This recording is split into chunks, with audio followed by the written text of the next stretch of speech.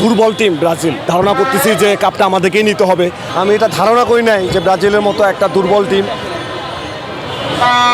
হাইতির মতো একটা শক্তিশালী টিমের সাথে আর কি জিততে পারবে।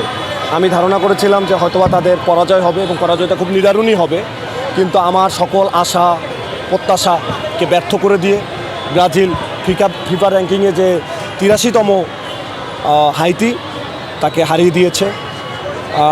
তারপরেও অপরপক্ষে আরও একটা চাওয়া ছিল আমার যে ব্রাজিল অন্তত সেমিফাইনাল পর্যন্ত যেন যায়, কারণ এক সময় তারা দুবারের ওয়ার্ল্ড চ্যাম্পিয়ন, 3বার নয়, কারণ বাকি 3টা হচ্ছে জুলিয়ানো ট্রফি, এটা আপনারা জানবেন।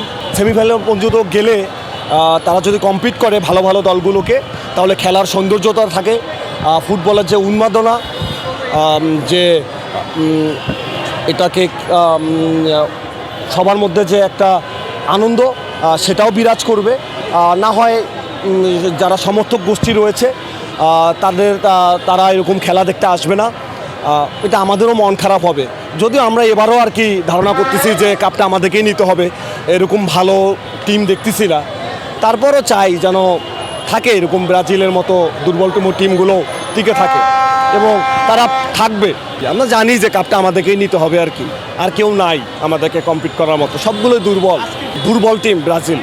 আমি আর্জেন্টিনার সমর্থক হওয়ার কারণেও আমি কিন্তু খেলা দেখছি এবং যখন ব্রাজিল গোল করছে তাদের সাথে একই সাথে চিয়ার্স করছি, কারণ যারা এখানে যারা সমর্থক গোষ্ঠী রয়েছে তারা আমাদের ভাই বোন, তারা কষ্ট পাক এটা আমরা চাই না। সো তারা জিতছে, তাদের মন খুশি, আমাদেরও মন খুশি, আমিও খুশি।